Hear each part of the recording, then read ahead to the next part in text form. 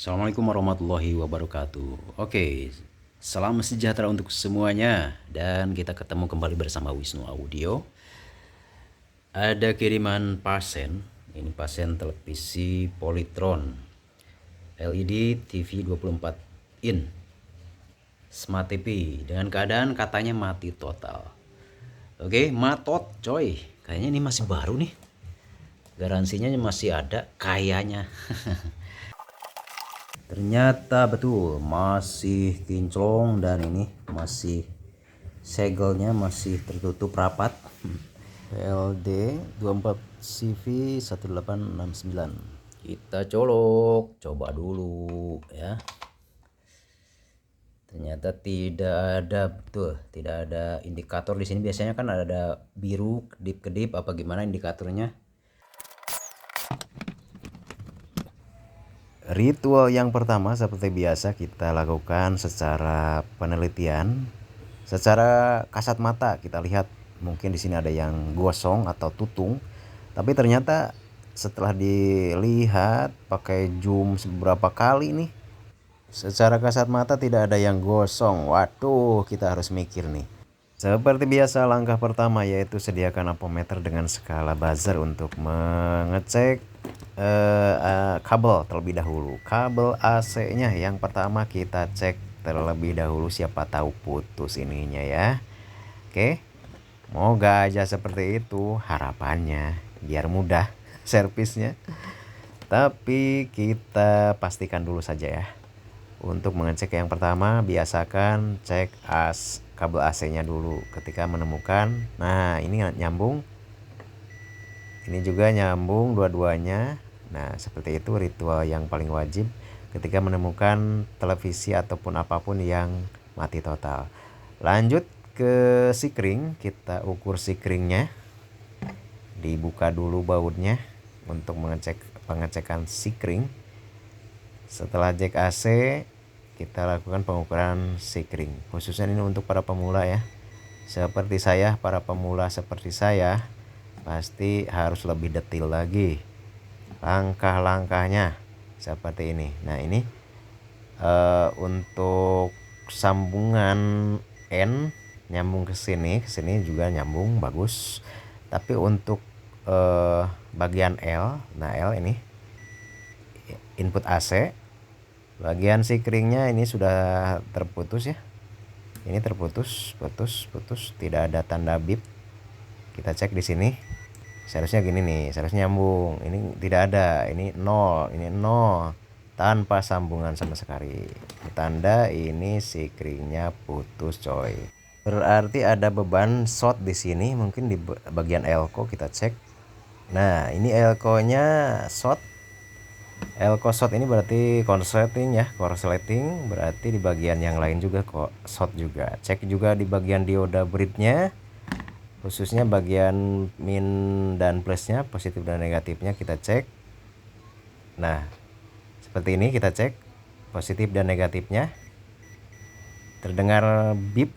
Nah itu pertanda ini short ya, ataupun korsleting, terjadi short. Nggak tahu shortnya sebelah mana, yang jelas sirkuit di sekitaran ini power supply bagian primer. Nah ini untuk FET-nya, transistor FET-nya antara GDS-nya ini terjadi short juga. Wah, apa yang short nih? Banyak sekali. Kita balik saja di sini. Kita sudah copot nih, singkat cerita kita sudah copot TR FET-nya. Kita lakukan pengukuran yang lainnya juga, yaitu untuk bagian dioda kembar ini harus dicek juga. Nah ini dioda ini dicek dua-duanya. Terus di bagian IC PWM juga dicek apakah short.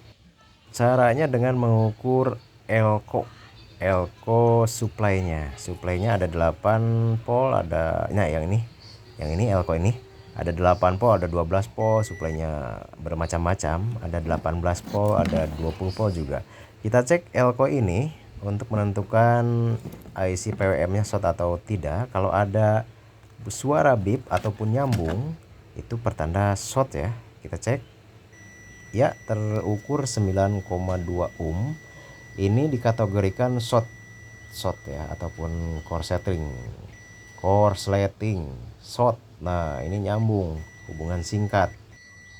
Ini IC PWM nya sudah kita cabut. Terus dioda ini dua-duanya sudah kita cabut ini. Dan transistor padnya sudah kita cabut juga karena ini TR padnya sudah short juga.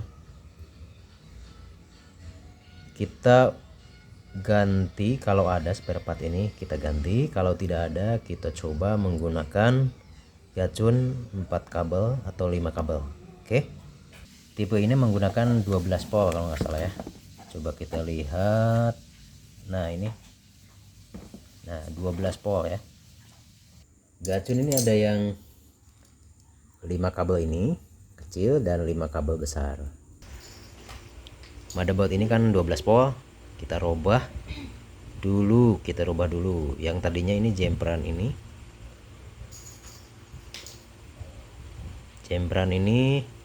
nah yang 0 ini jempran kan, pindah ke kanan, yang ini pindah ke kanan, ini pindah ke kanan. Jadi yang dipakai itu resistor 1K2 dan 38 kilo.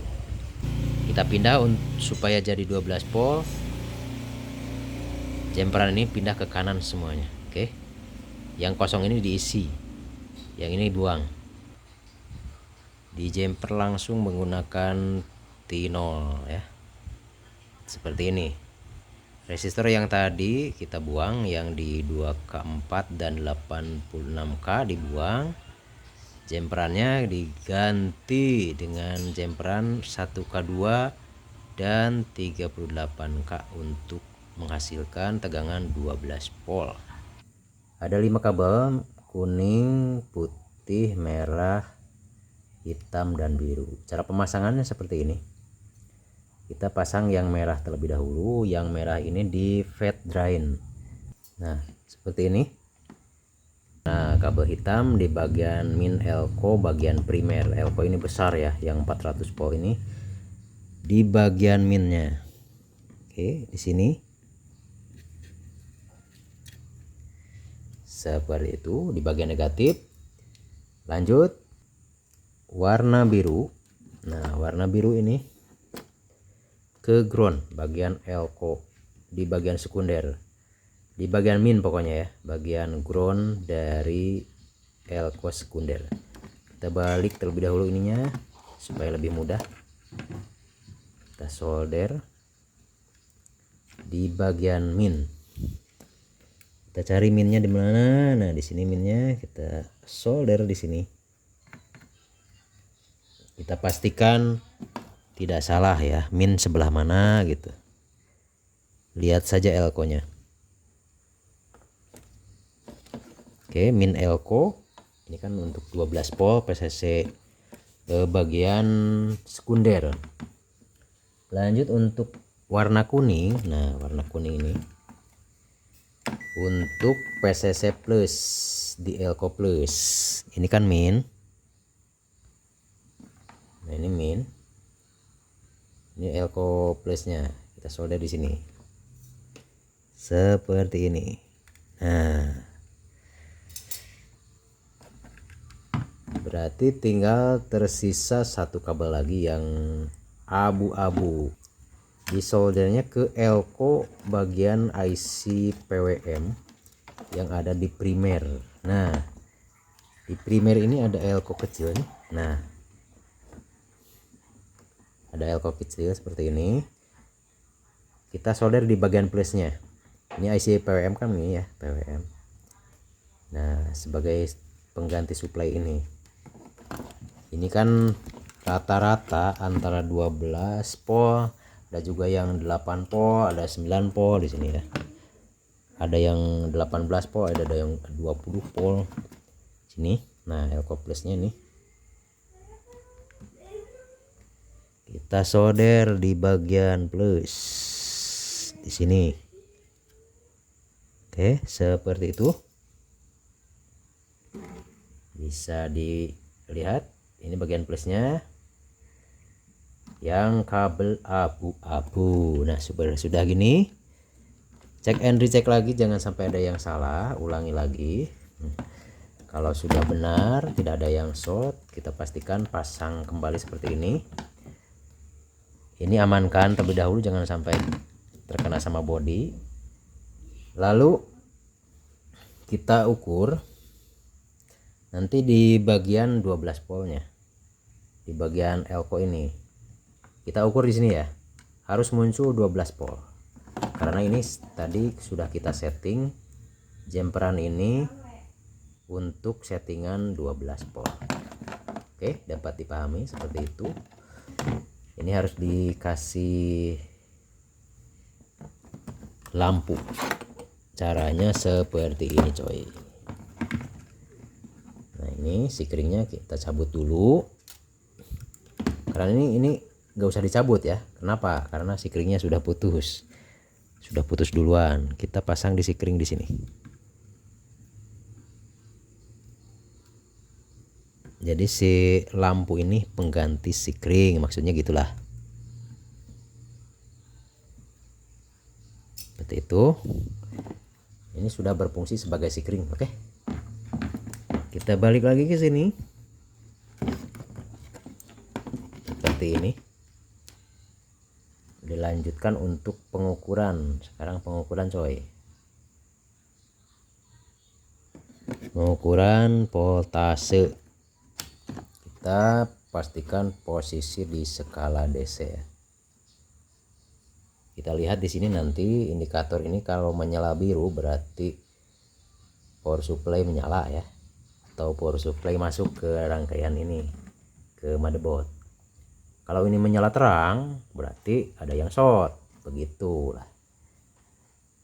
Kita standby kan di sini. Kita standby kan di sini. Lihat 12 volt muncul apa tidak. Oke. Oke, 12 volt sudah muncul. Oke, 12 volt dan kita lihat indikatornya ada menyala biru. Betul. Nah, ini biru. Kita start ini. Ini pasti akan menyala sedikit terang. Tapi pastikan terlebih dahulu ini bagian backlightnya kita pasang. Kita tekan. Nah, ini padam. Nah, ini terlihat ada cahaya ya, menyala nih. Dilihat ini juga menyala. Nah, lampunya berarti ampernya sudah berjalan. Dan kita cek juga voltasenya. Cek lagi, cek ulang berapa volt. 12 volt masih ya. Terus kita lihat di sini untuk backlight berapa volt, mungkin sekitar 30 volt lebih. 30 volt lebih kita lihat di sini. 36 volt. Oke. Terlihat 36 volt coy. Sudah menyala.